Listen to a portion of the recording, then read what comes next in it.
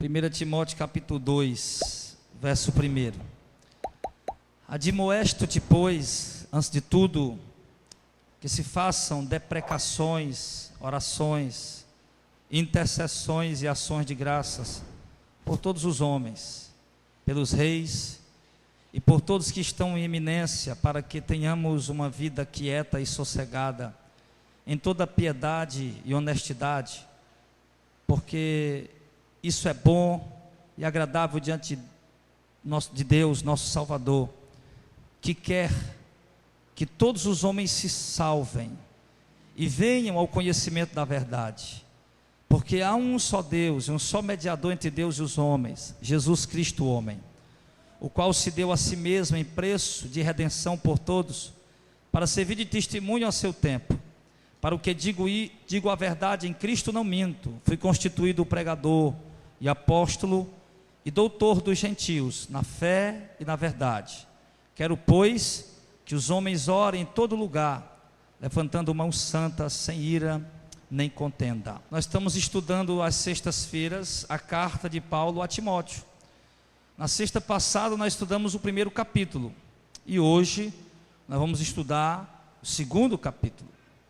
Lembrando, irmãos, que as duas cartas de Paulo a Timóteo, a carta de Paulo a Tito e a carta de Paulo a Filemon, elas têm um caráter diferente de todo o resto das cartas do Novo Testamento.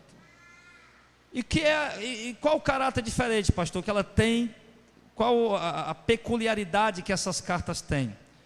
Porque as demais cartas, fora o livro de Atos, Atos não é uma carta, Atos é um livro histórico, contando a história da igreja. Mas a primeira carta de Paulo a Timóteo, a segunda carta de Paulo a Timóteo e a carta de Paulo a Tito são chamadas de cartas pastorais. Por quê?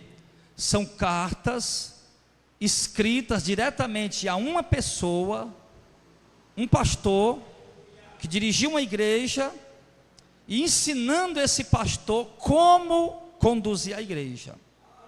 Tanto as cartas de Paulo a Timóteo, as duas, como a carta de Paulo a Tito. Carta de Paulo a Filemon é diferente. É Paulo escrevendo a um amigo Filemon,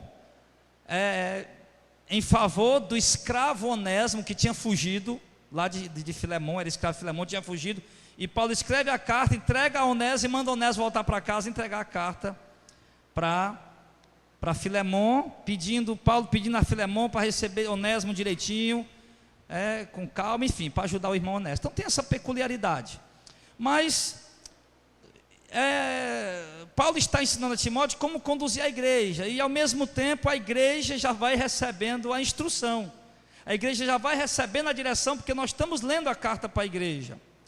E nesse momento, querido, Paulo orienta ao jovem pastor, ao jovem Timóteo, ao jovem obreiro Timóteo, e a igreja que Timóteo dirigia. Ele diz que antes de tudo eu te admoesto que se façam deprecações, orações, intercessões e ações de graças por todos os homens. Paulo ele orienta Timóteo para que Timóteo venha reunir a igreja, juntar a igreja, ou no momento de oração da igreja, eles aproveitem aquele momento para direcionar orações para todos os homens. E ele diz, alguns desses homens, quem são? Pelos reis, que no caso nós não temos reis, mas nós temos o quê? Nós temos presidente, nós temos governadores, nós temos prefeitos, temos vereadores, temos senadores, deputados federais, estaduais. Nós temos essas autoridades. E por todos que estão em eminência. Então, presidente, reis e todos que estão em eminência são aqueles que estão no poder. Ou no poder legislativo, ou no poder judiciário, ou no poder executivo. Mas eles estão em eminência, algum poder. E Paulo pedia que a igreja orasse por esses homens. Para quê? Para que tenhamos uma vida quieta e sossegada em toda piedade e honestidade. Agora entenda uma coisa. O pedido de Paulo, a princípio, olhando assim, a gente acha que Paulo está pedindo oração pelas autoridades apenas para a igreja ter um pouco de sossego. É isso que dá logo a entender de cara. Mas na verdade, querido, Paulo está pedindo à igreja para orar por essas pessoas que estão em iminência, pelo rei, pelo governador, pelo prefeito, o presidente, o senador, o deputado, pelas autoridades, a polícia, pelas autoridades constituídas, para que eles venham se converter, para que eles venham ser salvos. Por quê? Porque ele diz no verso 3: porque isto é bom e agradável diante de Deus nosso Salvador, que quer que todos os homens se salvem e venham ao conhecimento da verdade. Então a intenção de Paulo pedir a Timóteo, reunir a igreja, tem essa finalidade. Claro, a igreja era perseguida, a igreja era maltratada, o Estado perseguia a igreja, as autoridades políticas, por pressão das autoridades religiosas, perseguiam a igreja para tentar fazer a igreja se calar, e aqueles homens se convertendo, obviamente, além deles terem a salvação, a vida eterna, a igreja também ia desfrutar de um tempo de paz, de um tempo de sossego. Agora, querido, eu vejo que nós fazemos muito pouco isso, não é verdade? Nós fazemos muito pouco isso. Por exemplo, em toda essa crise que o Brasil está passando, em toda essa crise que o Brasil está atravessando, poucas vezes nós temos orado pelas autoridades. Pouquíssimas vezes. Eu confesso que eu nem me lembro a última vez que eu orei por eles, já faz tempo. Pouquíssimas, então é uma falta nossa. Por quê? Porque se a igreja estivesse orando por esse povo, podia até ser que Deus mudasse o coração daqueles homens, deixasse de ser tão corrupto e fosse um pouquinho melhor para a população. Então cabe a nós, amados, orar por essas autoridades que estão constituídas. Cabe a nós clamar a Deus, pedir a Deus, para que Deus tire do coração deles a corrupção, para que Deus tire do coração deles a desonestidade, para que Deus esteja operando na vida deles e fazendo uma transformação, uma mudança. E isso vai ajudar também, irmão, porque o Brasil, as leis brasileiras estão se estreitando para a igreja. Só para você ter uma ideia, nós estamos nesse culto aqui agora. Se qualquer vizinho, vou até falar baixo que é para ele não ouvir, qualquer vizinho desse aqui, de um lado ou do outro, de cima ou de baixo, quisesse ligar para a SEMASA, a Secretaria do Meio Ambiente, para vir aqui, porque o som está alto, a Secretaria do Meio Ambiente chegava aqui, fechava o culto aqui na hora, não deixava nem nós terminar, porque eles exigem que a gente faça um projeto acústico, ponha a porta de vidro na igreja, ar-condicionado e coloque um decibelímetro, um medidor de decibéis, que mede a altura do som, para que o som ele tenha a altura certa, para que ele não possa incomodar nem quem está lá fora e até o povo que está aqui dentro, para ouvir o som na altura correta. Então, se eles ligassem, infelizmente ele chega e já chega logo ditando ordem, parando com o culto, e chega com a polícia e chega com tudo. Então já estão proibindo também, criando leis. Você já viu aí? Você já chegou em clínica?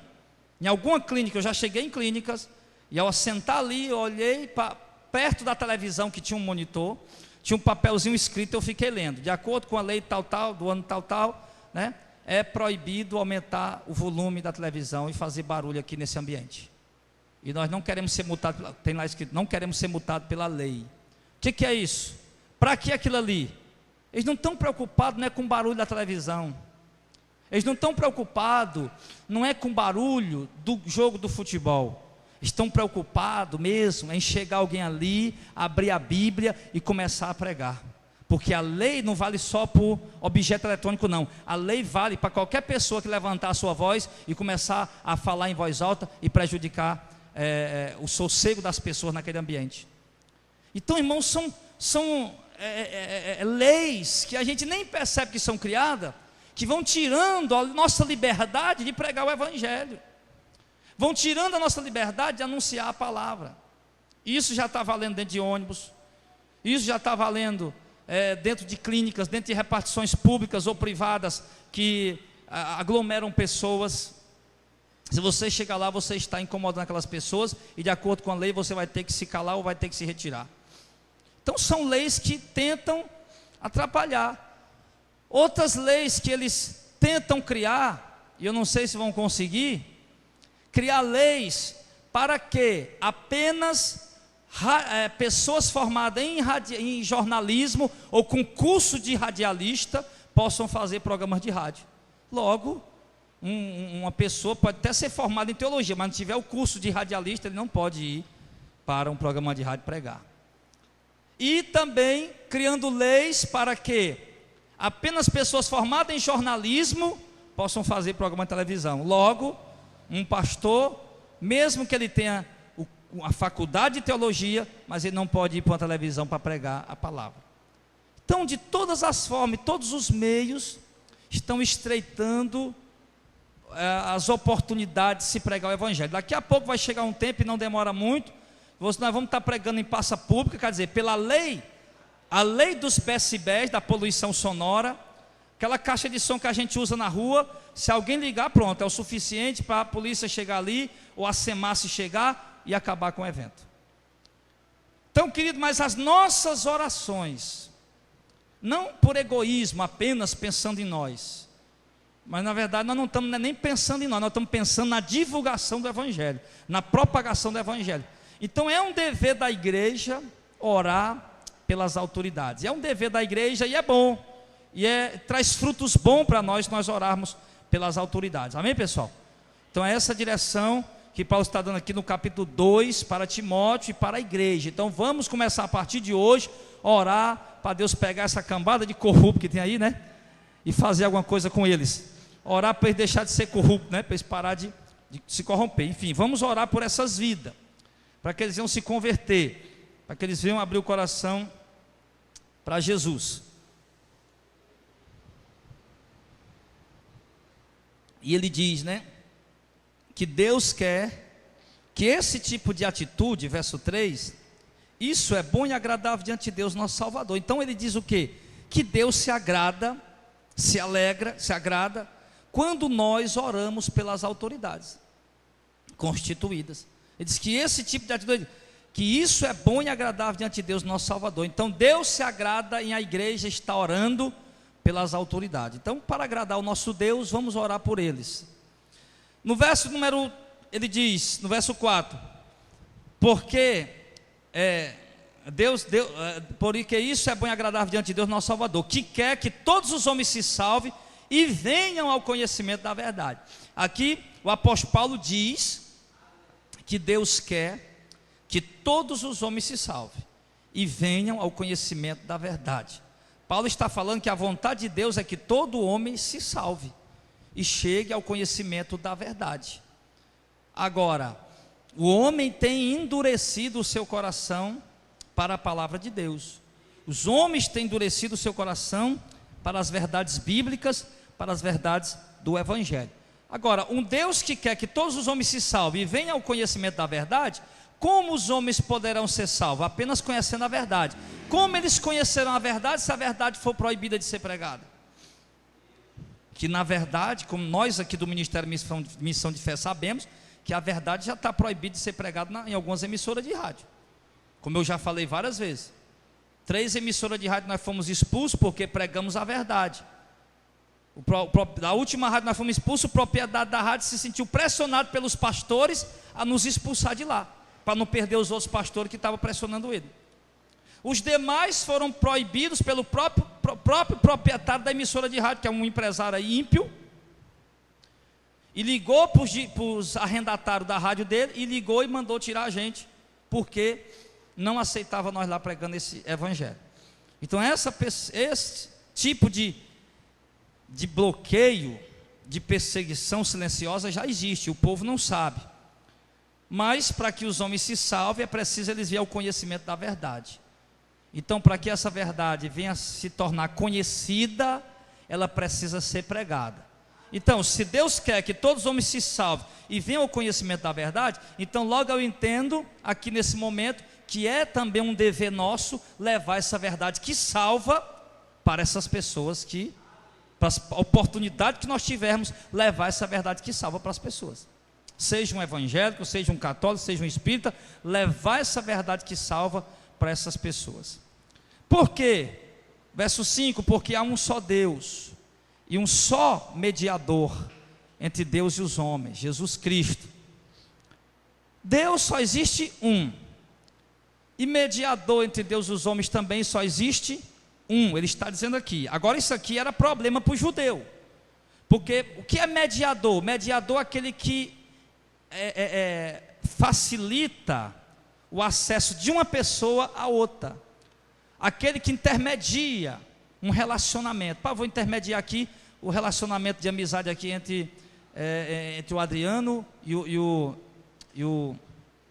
Auricélio. Eu vou intermediar aqui, eu vou ser um mediador no relacionamento aqui de amizade entre o Adriano e o Auricélio. Ou então vou ser um intermediário, um mediador entre um relacionamento de negócio entre eles dois. Eu estou fazendo a ponte.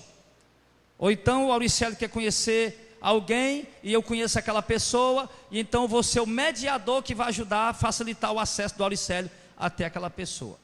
Se é uma pessoa importante, se é uma pessoa que está em iminência, como no caso um presidente da república, ou então nós vamos ter que, aquele assessor do presidente é quem vai ser o mediador para facilitar o acesso do Auricélio até o presidente. Assim é o Senhor Jesus.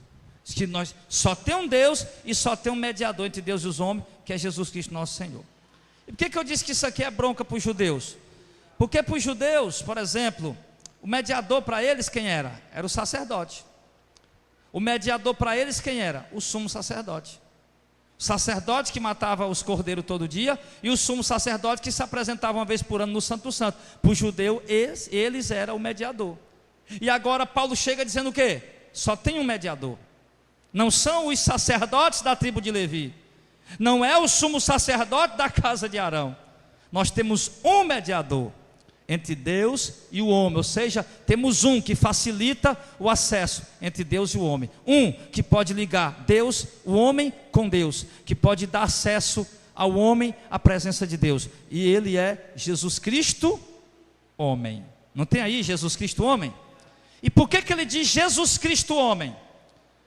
Porque Jesus Cristo, como sendo parte humana, e Jesus Cristo como sendo também sua parte Deus, divina. Então por isso Jesus Cristo, o homem, a sua parte humana, que conhece a fraqueza do homem, que conhece as necessidades do homem, que conhece os limites do homem, as lutas do homem, a dificuldade do homem, a fraqueza do homem, como o homem que ele foi e é o homem ressuscitado, Jesus Cristo, o homem ressuscitado, ele também é divino. Então por isso ele, como homem, intercede junto a Deus por ser divino, porque nesse exato momento agora ele está sentado à direita do trono de Deus como divino, para interceder por nós como homem. Ele está sentado de Deus, assentado à direita de Deus como um ser divino que ele é, mas ao mesmo tempo também como homem, para interceder pelas nossas fraquezas. Então é ele que intercede por nós. Amém? Verso 6: o qual se deu a si mesmo, Jesus, o qual se deu a si mesmo em preço de redenção por todos, para servir de testemunho a seu tempo. Olha o que ele está dizendo aqui, que ele, Jesus, se deu, se entregou a si mesmo, de uma forma suficiente, sem precisar mais dos sacrifícios da lei judaica, da lei mosaica. Ele se deu a si mesmo em sacrifício, ele se deu a si mesmo, aliás, em preço de redenção por todos. Ou seja, ele se entregou como preço do resgate, porque redenção é resgatar uma propriedade de ônus. Então ele mesmo foi o preço pago para resgatar a nossa vida do inferno. Ele se deu a si mesmo para resgatar a nossa vida da escuridão e das trevas, e isto para servir de testemunho ao seu tempo. Amém. Então quando fala isso aqui, amado, o que é que nós concluímos? Que nós não precisamos de mediadores para mediar nosso contato com Deus. Nós não precisamos da mediação do pastor, nós não precisamos da mediação do presbítero, nós não precisamos da mediação dos obreiros, não precisamos da mediação dos santos da Igreja Católica, das rosas e mais objetos consagrados das igrejas evangélicas, não precisamos da mediação dos sacerdotes judeus e nem dos líderes, dos padres católicos e nem do Papa. O único mediador que nós temos um único mediador, e ele se chama Jesus Cristo nosso Senhor. Então nós não necessitamos de nenhum outro mediador, nós precisamos de Maria como medianeira. Maria não é medianeira, isso é teologia furada do catolicismo, não existe essa teologia na Bíblia. Isso foi invenção de alguma pessoa desorientada da parte de Deus, que não tinha o temor de Deus. Colocar outro homem, outro ser humano como mediador, a não ser Jesus, o Filho de Deus. A Bíblia é muito clara em dizer que Ele é o único mediador, o único mediador. Então, quando ele diz mediador, preste bem atenção, irmão. Quando ele diz mediador, é o único, nós temos um mediador. Quantos mediador? Aí nós lembramos de quê? De João 14,6. Eu sou o caminho, Jesus disse, e a verdade e a vida. Ninguém vem ao Pai se não for por mim. Então Ele é o único mediador. Ele é o único. Então só tem um único meio do homem chegar até Deus, é através de Jesus Cristo.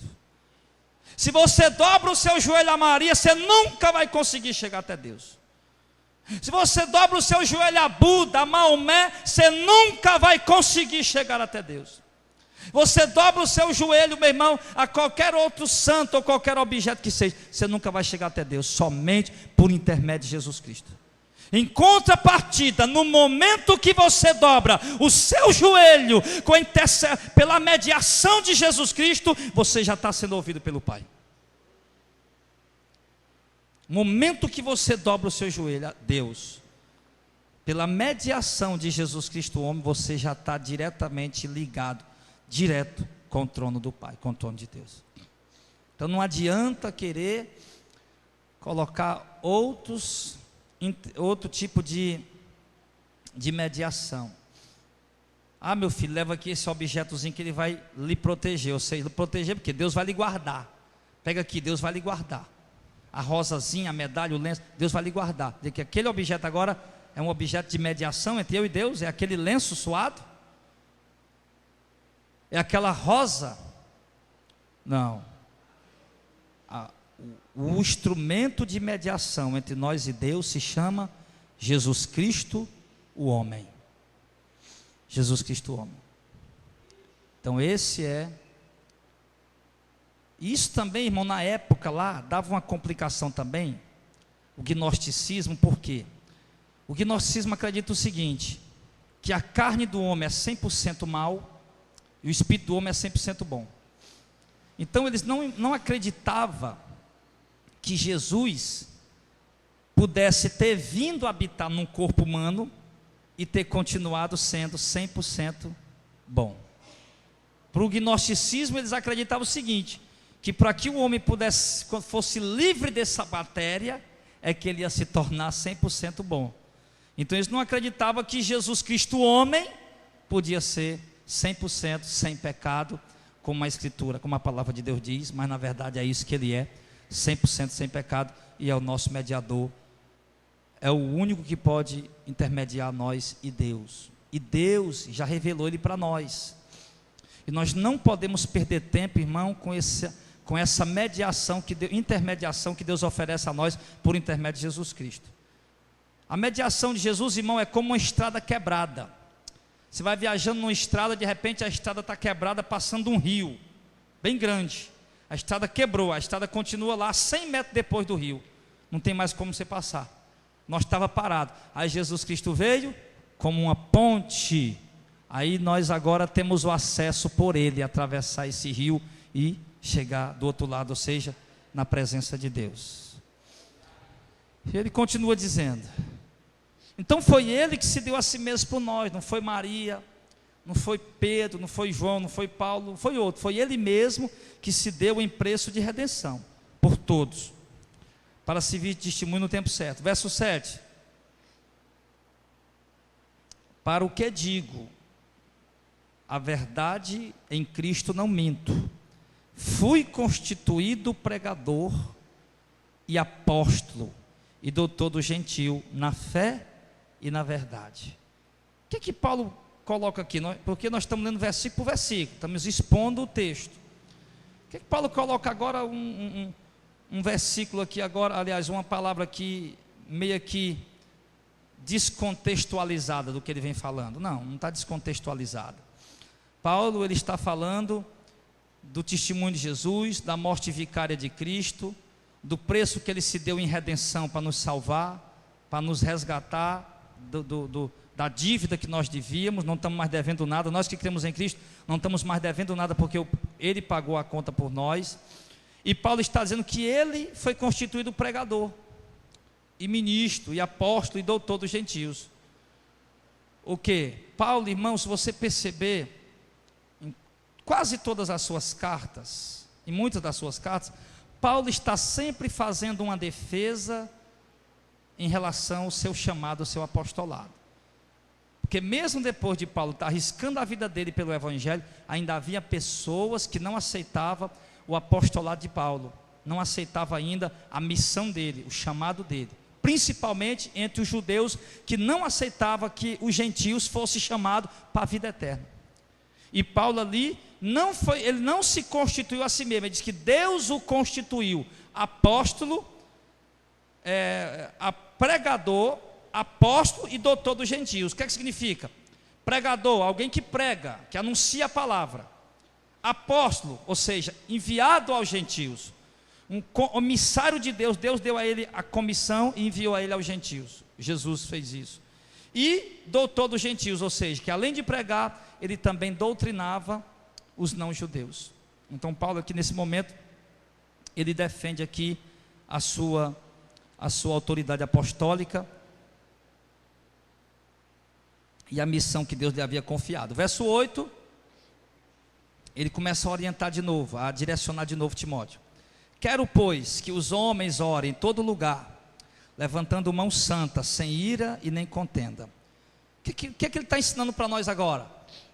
Que em todo lugar os homens, o homem, o varão, orem, em todo lugar, levantando as mãos santas, sem ira nem contenda. Por quê?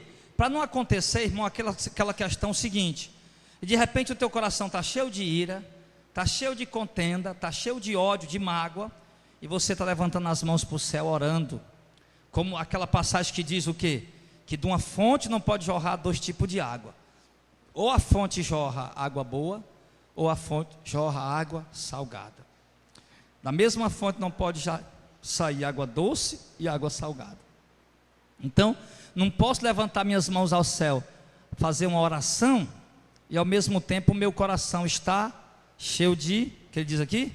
De ira e de contenda. Assim Deus não vai aceitar e não vai receber a minha oração.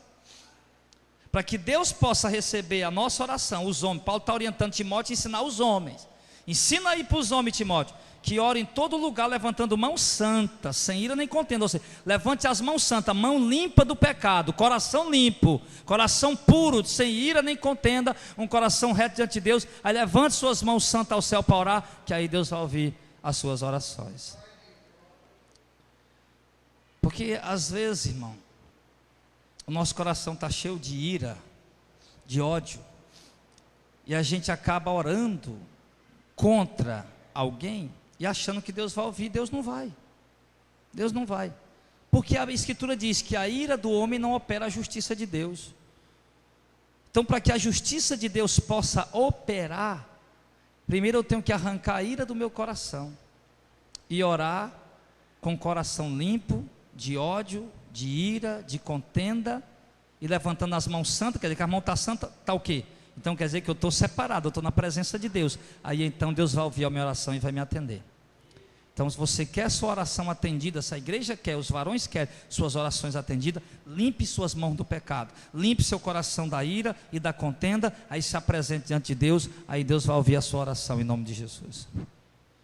Aí agora no verso 9 ele diz: quero do mesmo modo que as mulheres se ataviem em trajes honestos, com pudor e modéstia. Pudor é o que, irmão? Pudor é uma roupa que cobre a sensualidade, uma roupa com pudor, uma roupa que não exala a sensualidade. E modéstia é o quê? É simplicidade.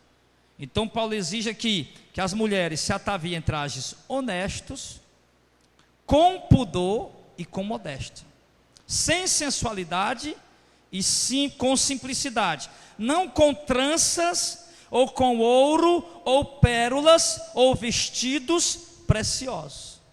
Olha direto que Paulo está ensinando para Timóteo. Timóteo, avisa para as irmãs, Timóteo. Aí Timóteo foi chegar, claro, com certeza, no púlpito, né? E foi pegar a carta que Paulo tinha dito a ele e foi ensinar para as irmãs. Irmãs, se vistam com pudor.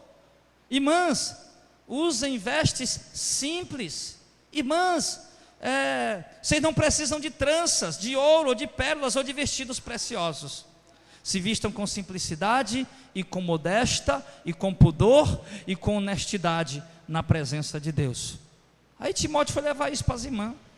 Irmão, e isso no tempo de hoje faz um barulho danado, não é verdade? Isso faz um barulho.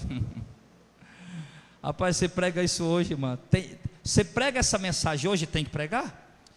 A gente prega isso hoje, tem mulher que se sente ofendida. Ao invés de ouvir, não, está certo, está na Bíblia, está certo. Pronto. Se ela quiser mudar, muda. Se não quiser mudar, não muda. Mas ela pelo menos reconhecer que está certo, aí misericórdia. Está escrito, não, está certo. O pastor está lendo dentro da Bíblia, então eu vou procurar mudar. Não vou ficar com raiva do pastor, não. Ele está mostrando uma coisa, está na Bíblia para me ajudar, ele está me orientando, está me ensinando. Nós não viemos aqui para dar cartas, para direcionar a pregação. Nós vamos aqui para ouvir o que Deus quer falar, e não para bitolar a pregação. Então, ele nos ensina, estão ouvindo aí, varoas?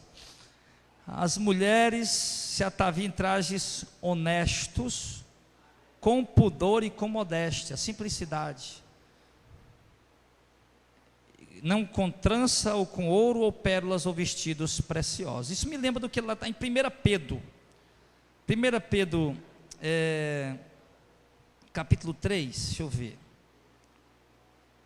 1 Pedro capítulo 3, só para a gente ver aqui o que ele fala também. Pronto, capítulo 3, verso 1. 1 Pedro 3, verso 1. Semelhantemente vós, mulheres, sejam sujeitas aos vossos maridos, vosso próprio marido. Quer dizer, cada mulher se sujeita ao seu próprio marido, em particular. Para que também, se algum deles, do marido, não obedece à palavra, pelo procedimento da sua mulher, seja ganho sem palavra. Olha o que ele começa a dizer aqui. Primeiro, irmão, só um instante. O que nós podemos ver lá em 1 Timóteo, não volte para lá não, agora não. Lá em 1 Timóteo, no verso 8 e o verso 9, capítulo 2, verso 8 e 9, primeiro Paulo fala em direção para os homens, agora ele fala em direção para as mulheres. O que é que nós entendemos aqui? Que Paulo entendia que embora fossem casados, mas cada um tinha obrigações particulares, tinham obrigações pessoais.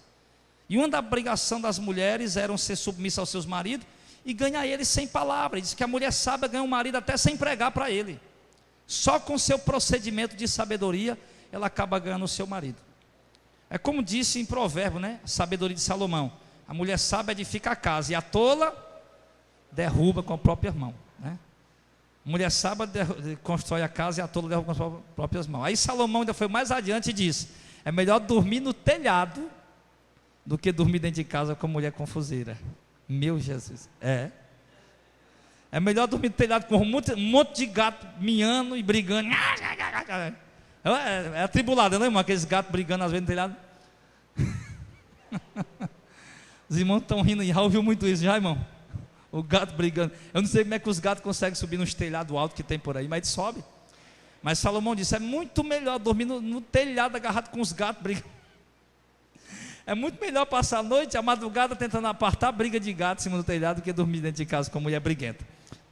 Então, mas ele diz aqui no verso 2 que as mulheres devem considerar a sua vida casta em temor. Casta quer dizer que a mulher deve ser honesta, deve ser séria, deve ser família, certo? Ele diz no verso 3: o enfeite delas não seja o exterior, no frisado dos cabelos, no uso de joias de ouro e na compostura de vestes. O enfeite da mulher não deve ser a aparência, mas o que? O homem coberto no coração, no incorruptível traje de um espírito manso e quieto, que é precioso diante de Deus. Aí não é que ele está dizendo, irmão, que agora você tem que andar desleixada, né? Com o cabelo da axila tudo grande, né?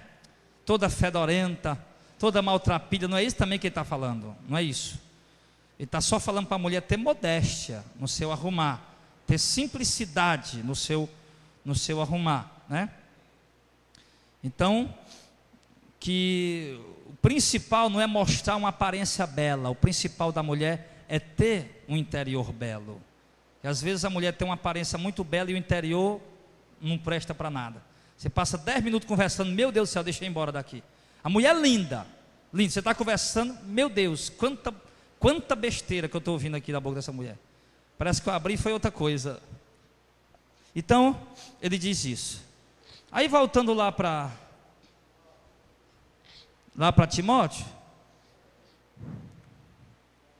ele diz agora no verso 10: mas as mulheres devem proceder como convém a mulheres que fazem profissão de servir a Deus, com boas obras. E lá em Pedro ele fala que elas devem proceder como mulheres santas, que fazem profissão de servir a Deus e esperam no Senhor, como mulheres santas, como Sara, que chamava o seu marido de Senhor.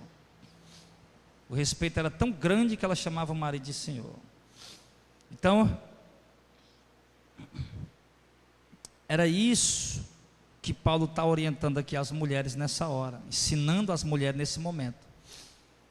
Agora, meu irmão, agora eu pergunto aqui, eu gosto de falar isso, o dízimo por obrigação, tem gente que achou que foi um alívio, não gosta de dar dinheiro mesmo para a igreja para ajudar, né? Ufa, que bom, não precisa mais dar dinheiro não, né? O que gosta de ajudar não, e continuou dando do mesmo jeito, mesmo sem chamar de dízimo, mas continuou. Mas, enfim, a doutrina é essa. Aí muitos que obedeceram nessa doutrina. O dízimo não é obrigatório, dá agora com alegria, não mais com obrigação.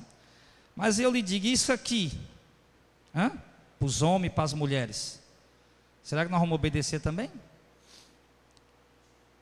Essa questão, porque ele está falando aqui de quê? Da conduta, do comportamento da mulher. Então, irmão, quando chega nesse ponto aqui, eu digo aos irmãos que tenham cuidado, irmãs, com seus adornos. Com seus adornos. Você tem que cuidar com as roupas que você veste, forma de maquiagem que você usa. Está vendo aí, a moda agora é um batom preto na boca das mulheres. Aí de repente, irmã chegando no culto com batom preto na boca. Que é isso, irmão, né? Então, irmão, tira os batons exagerados dos lábios. Tira os brincos exagerados das orelhas e use toda a modéstia possível. Passa aquela maquiagemzinha simples, né? Só aquela questão mesmo ali de correção que a mulher gosta de usar, na simplicidade. Pronto. A beleza natural da mulher, coisa linda, coisa linda. Os cabelos ele fala, não trança, nem com trança, nem com frisar de cabelo, ele falou lá. O que é isso? O cabelo manter de uma forma natural. Natural. Em 1 Coríntios capítulo 11, a Bíblia diz que o cabelo foi dado em lugar de véu à mulher. Então, se o cabelo foi dado em lugar de véu à mulher, o cabelo não deve ser cortado curto, o cabelo deve crescer. Deve crescer o cabelo e aparar, né, as pontas, né? A irmã Rosimeire fez tratamento, né? O cabelo caiu e agora está crescendo. Ela mal espera a hora do cabelo bater na cintura, né? Para ela poder jogar o cabelo para um lado e para o outro, e dando glória a Deus, né? Que recuperou ela daquela enfermidade, em nome de Jesus. Então, irmãs, sabe, o que eu estou falando é bíblico, irmã. O que eu estou falando é bíblico. Cabelo da mulher, se não é para ter trança, não é para ter frisado, então que é o quê? É para o cabelo da forma, o quê? Natural. Eu estava falando, se o cabelo da irmã está ficando branco, a irmã está preocupada com isso, é tão bonito, olha a irmã aí do cabelo bem branquinho, né? Está aqui a outra irmãzinha aqui, com o cabelo bem branquinho, coisa linda. Ah, se eu tivesse cabelo para ficar branco. Olha a irmã Luísa Colar, o cabelo bem branquinho, parece as nuvens do céu, né? Que pena que eu estou careca, né, irmão? Não dá mais para ficar branco o cabelo. Mas se o irmão está com o cabelo ficando branco e está incomodado e vai pintar, na última das hipóteses, pelo menos a cor natural. Não vai me chegar aqui com cabelo verde, meu irmão. Ou não vai chegar aqui com uma banda verde e outra vermelha. Não. O bonito mesmo é o natural, né? E é o correto que ele está falando aqui. Então deixa o cabelo crescer, as mulheres santas, o cabelo crescer, para se vir de véu, no momento que você for se apresentar diante do Senhor. Ou então, se as irmãs não deixar o cabelo crescer, nós vamos ter que começar a usar o véu, igual a cristã no Brasil. Qual é que vocês preferem? Vamos arrumar o véu para usar? Não tinha problema, né, irmão? Na hora do culto, não havia problema nenhum. Eu não vejo problema nenhum o pessoal da Adventista usar, como é o nome da... Adventista não, é cristã, né? Cristã no Brasil, não vejo problema nenhum os irmãos da cristã no Brasil usar o véu. Aquilo para mim não é heresia, nada. Aquilo ali não é uma coisa que tem um conflito de interpretação em 1 Coríntios capítulo 15, e é um conflito que eu já tentei estudar esse assunto, mas penso como tem um conflito muito grande de interpretação naquele texto. Porque uma hora Paulo diz que tem que usar o véu, se não usar o véu, então raspa a cabeça também. Aí outra hora ele diz que o véu foi dado, o cabelo foi dado no lugar de véu. Aí a gente fica ali naquele conflito. Aí os cristãos do Brasil interpretam que tem que usar o véu. A teologia assembleiana interpreta, não, que basta deixar o cabelo crescer. A teologia assembleiana, a teologia também da Deus é amor, enfim. Então, é uma coisa que também não aumenta nem diminui, né? As irmãs de véu também no culto não é um bicho de sete cabeças, né? Mas, se Deus deu o cabelo, e ele está dizendo aqui que o cabelo foi dado no lugar de véu, e que o cabelo não deve ter trança, nem ter frisados, então, deixa o cabelo da forma natural sua, em nome de Jesus. Amém, varoas? Eita, hoje eu perco mais um bocado de crente aqui da igreja, mano. Meu Deus do céu. É nisso que dá inventar de pregar pregações positivas, hein, Maurício? Eu não pode pular um versículo, né? Tem que pregar tudo. Aí dá problema, né? Mas não, irmão, isso é sério, né? É claro que a gente tem que pregar tudo mesmo, né? E a gente tem que ouvir para aprender. Mas vamos lá, para outra questão, verso 11. A mulher aprenda em silêncio, com toda sujeição. Não permito que a mulher ensine, nem use de autoridade sobre o marido, mas que esteja em silêncio. Porque primeiro foi formado Adão, depois Eva. Adão não foi enganado, mas a mulher, sendo enganada, caiu em transgressão. Salvar-se-á, porém, dando filhos, à luz filhos, se permanecer com modéstia na fé, no amor e na santificação.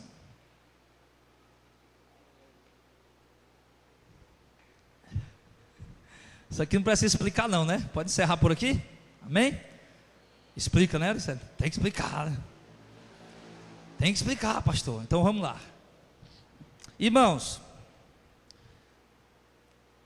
nós sabemos, por exemplo, que as interpretações bíblicas, elas têm alguns textos que não são totalmente fiéis ao texto original. Por exemplo, Lucas 11, na oração, Jesus disse assim, Jesus disse em Lucas 11, se vós que sois maus sabem dar boas coisas aos vossos filhos, quanto mais o Pai Celestial dará o Espírito Santo àquele que lhe pedir. Lá em Mateus 6, a mesma passagem, a mesma coisa, ele diz, se vós que sois maus sabem dar boas coisas aos vossos filhos, quanto mais o Pai Celestial dará bens àquele que lhe pedir. Então observe que o versículo está dizendo a mesma coisa, mas em Lucas ele diz, ao invés de bens, ele diz Espírito Santo. Deus dará o Espírito Santo àqueles que lhe pedir. Em Mateus ele diz que Deus dará bens àqueles que lhe pedir. E a tradução correta seria o quê? Dons. Seria Deus dará dons àqueles que lhe pedir. E obviamente os dons emanam do Espírito Santo, obviamente. Então não seria bens. Se o tradutor colocou bens, ele deveria ter dito bens espirituais, ou seja, dons espirituais. Então ele não colocou de uma forma correta. Nós sabemos, João Ferreira de Almeida era católico, e claro que algumas coisas da tradução dele tende a puxar ali, né, para alguma coisa da igreja católica, e aí a gente tem que ir pisando com cuidado, tem que ir pisando com cuidado, é isso? A gente tem que aprender, irmão, a discernir uma coisa quando ela está fora do contexto da doutrina. Pastor, mas não está escrito, tá, mas está fora do contexto. Então vamos ver o que está acontecendo com esse versículo. Tem alguma coisa errada. Tem alguma coisa errada. Toda a doutrina diz uma coisa e esse versículo diz outra. Está entendendo? A doutrina inteira tem 100 versículos que dizem uma coisa, a doutrina está dizendo uma coisa, e um versículo dizendo outra. Ou eu estou entendendo errado, ou esse versículo tem alguma tradução aqui nele, está errado. Deixa eu estudar. Cadê um dicionário? Cadê um dicionário grego? Cadê algum argumento teológico em cima disso? Vamos ver isso aqui. Entendeu? Então o que é que acontece? Olha aqui. A mulher aprenda em silêncio com toda a sujeição. Não permito, porém, que a mulher ensine, nem use de autoridade sobre o marido, mas que ela esteja em silêncio. Amém. Quem está falando aqui? Paulo está falando do discipulado. Que o homem, uma pessoa que discipula outra pessoa, ele fica responsável por aquela vida, e ele fica responsável pelo crescimento espiritual daquela pessoa. E Paulo está dizendo que essa autoridade discipular não deve ser dada à mulher. Discipular. Chegar, fazer, você sabe o que é discipular, está dando estudo para a pessoa, está dando estudo, está discipulando, acompanhando a pessoa. O discipulador, né, o professor, aquele que está ali ensinando e está acompanhando a pessoa no seu dia a dia. O discipulador, irmão, não é uma pessoa que apenas está pregando, ensinando. Ele, além de ensinar, ele também acompanha a pessoa no seu crescimento espiritual. A pessoa recorre a ele para tirar dúvidas. Enfim, ele cuida daquela vida. Ele é responsável por aquela vida e pelo crescimento espiritual dele. Então Paulo disse que a mulher não deve receber esse tipo de autoridade, de discipuladora. E quanto ao texto, Paulo não está proibindo a mulher de pregar, de falar na igreja. Porque se Paulo tivesse proibindo a mulher de falar na igreja, ele estava se contradizendo. Aonde, pastor? Lá em 1 Coríntios, capítulo 5, quando fala do véu, o que é que ele diz? Que a mulher que profetiza ou ora com a cabeça coberta, está desonrando a Deus. Quer dizer, se a mulher está profetizando, então ela está falando. Então no meio da congregação ela está falando. Então tem igrejas que interpretam isso, não, que a mulher não pode nem abrir a boca aqui. E Paulo diz lá em 1 Coríntios capítulo 5, que a mulher pode profetizar, desde que ela esteja com a cabeça coberta. Se ela tivesse com a cabeça coberta, então ela poderia profetizar. Agora, então ele não está proibindo, certo? A quem foi que Jesus mandou pregar a primeira mensagem que ele tinha ressuscitado, a ressurreição dele? Maria Madalena. Maria Madalena, vá para meus irmãos e anuncia a eles que eu ressuscitei, e vou na frente deles para Galiléia. Paulo tinha tinha cooperadores mulheres. Tinha... Opa, agora deu um branco, logo agora. Então Paulo tinha cooperadores, Priscila e Áquila, né? Priscila, que ajudava a pregar o evangelho, é um dos cooperadores do apóstolo Paulo, e outros também. Apolo e a esposa dele, que eu não me lembro agora o nome também, uma irmã lá que ensinou o evangelho a Apolo, enfim. Então, essas pessoas, mulheres, elas falavam, elas anunciavam, elas falavam, elas cooperavam com a propagação do evangelho. Então o que é que Paulo quer dizer? Que a mulher aprenda em silêncio com toda a sujeição. A palavra correta não seria silêncio, seria tranquila. Ou seja, não foi dada à mulher a autoridade de discipular alguém. Ela não tem autoridade para discipular, para fazer discípulo. Ela pode falar, ela pode pregar em algum momento, pode anunciar a palavra em algum momento, mas não fazer discípulo, não está ali discipulando. Então a mulher não foi dada a autoridade de discipular, mas foi dada a ela o direito de ser discipulada. A mulher aprenda em silêncio, ou seja, a mulher aprenda com tranquilidade, sem perturbação. Ela tem o direito de ser discipulada, ela tem o direito de aprender, de ter um discipulador, de ser discipulada. É isso que Paulo está falando nesse momento a respeito disso, irmão. Amém? Paulo está dizendo, a mulher aprenda em silêncio com toda a sujeição. Ou seja, Paulo está dizendo que a mulher tem o direito de ser discipulada, de estudar, de aprender, de ser discipulada sem perturbação. Ela tem um direito disso. É isso que Paulo está falando. Amém, pessoal? Você entendeu aí? Aí vamos lá para a conclusão. Eu já falei, né? Não permito, porém, que a mulher ensine, nem use de autoridade sobre o marido, mas que esteja em silêncio, né? Ou seja, ele está falando aqui na questão do discipular. que a mulher não tem, em dois sentidos, né? Na questão da mulher, que ele já tinha dito que a mulher tem que ser submissa ao seu marido. Então, se a mulher tem que ser submissa ao seu marido, ela tem que ter calma, né, no seu falar, nas suas atitudes de reverência e respeito para com o seu marido. Às vezes a mulher reclama que não tem um marido bom, mas o que? Ela está colhendo o que ela planta.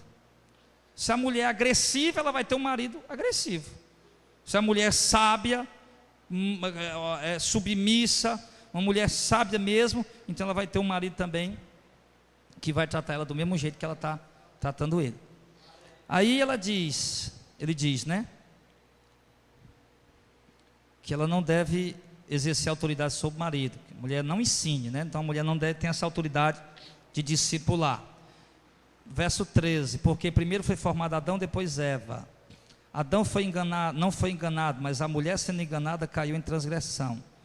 Se salvará, porém, dando à luz filhos, se permanecer com modéstia na fé, no amor e na santificação. Agora alguém vai ler o último versículo e vai achar o quê? Alguém vai achar que a mulher, não, basta a mulher parir, ganhar menino, pronto, ela já tem um direito à salvação. Não? O que o texto morto parece que está falando isso, né? Se salvará, porém, dando à luz filhos, se permanecer com modéstia na fé, no amor e na santificação. Então a mulher vai se salvar dando à luz filhos. Mas olha as outras coisas que ele fala. O que é que ele fala? Dando à luz filhos, mas se permanecer com modéstia, com simplicidade, com humildade, de acordo com o que ele fala lá em cima no verso 9, na questão das vestimentas, dos adornos e do comportamento dela para com o seu marido, está vendo? Salvação da mulher está dependendo também disso, da modéstia, né? Da modéstia, permanecer na modéstia, com modéstia, nessa questão do comportamento dela para com o seu marido, na reverência dela para com o seu marido, e na questão também do adorno que ele vem falando aqui, traje honesto, com pudor, com modéstia, sem uso de pérolas ou vestidos preciosos ou joias de ouro, e com modéstia na fé. Ou seja, a mulher, ela tem que permanecer, tem que ter modéstia, simplicidade, e permanecer também na fé. Na fé quer dizer que ela está firme no Evangelho, está firme na palavra, no amor e na santificação. Pronto. Então a mulher vai ser salva fazendo isso, permanecendo com simplicidade na sua aparência, no seu comportamento para com o seu marido. Aprender, minha irmã, a ser obediente, aprender a ser submisso ao seu marido, aprender a dobrar a sua língua. Quantos maridos estão aqui torcendo? Ô pastor, que pena que eu não trouxe minha mulher hoje, pastor. Mas prega de novo domingo, pastor, né? Mas ele está dizendo, aí a mulher vai ser salva fazendo isso, e também, claro, permanecendo na fé, no amor e na santificação. Então a mulher deve permanecer na fé, guardando a sua fé, no amor, o amor para com o próximo, o amor para com os irmãos, o amor para com todos, o amor que provém de Deus, e na santificação, ou seja, se separando cada vez mais do mundo. Amém, pessoal? Então, esse são os conselhos do capítulo 2 que Paulo deu para o jovem pastor Timóteo passar para a igreja. Agora Timóteo estava lá com aquela carta, levando essa direção para a igreja, para os homens, para as mulheres, para todos os irmãos da comunidade evangélica. Então, queridos, nós aprendemos aqui esta noite um resumo do que nós aprendemos aqui esta noite, é que nós temos que aprender ou despertar para orar pelas autoridades, pelas pessoas que estão em iminência, para que eles possam se converter, e sem egoísmo, mas para que nós possamos deixar de ser perseguidos por causa do Evangelho. Devemos, porque isso agrada a Deus, e nós temos apenas um mediador, que é entre Deus e os homens, que é Jesus Cristo. Então essas pessoas só vão poder chegar até Deus se for por intermédio de Jesus, e nós temos que avisar isso para eles. Jesus que deu a si mesmo como um preço de redenção por nós, nos resgatou da maldição do pecado, da maldição da condenação eterna. E Paulo aqui defende a sua autoridade apostólica, dizendo que ele foi constituído pregador e apóstolo e doutor dos gentios. Ele prega, ele foi enviado por Deus para pregar e para ensinar, doutrinar os gentios como obedecer a Deus de acordo com a vontade de Deus. E aconselho os homens também que orem com o coração limpo e um coração santo e as mãos santas perante o Senhor. E aconselhou as mulheres em relação às suas vestimentas, a sua conduta, o seu comportamento para com o seu marido, e a questão da mulher não receber autoridade para discipular, certo? Não receber autoridade para discipular, mas receber o direito de ser discipulada. E isso sem perturbação alguma, ela tem esse direito. Amém, pessoal? E Paulo aqui no final, né, ele fala também, claro, da salvação da mulher, que deve permanecer com modesta, com obediência ao seu marido, com simplicidade nas suas vestimentas e pudor, e muita vigilância e cuidado, e perseverar na fé, no amor e na santificação. Então esse é um resumo do que nós aprendemos hoje. Enfim, concluindo, o que nós aprendemos foram conselhos práticos e simples que Paulo deu a Timóteo, para Timóteo passar a igreja, para os irmãos poderem viver dessa maneira e assim agradarem a Deus. Amém, pessoal? Nós fizermos isso de acordo com o que está escrito, de acordo com o que aprendemos, nós vamos ser ouvidos nas nossas orações e vamos também agradar a Deus se nós vivermos o que Ele ensinou aqui, em nome de Jesus.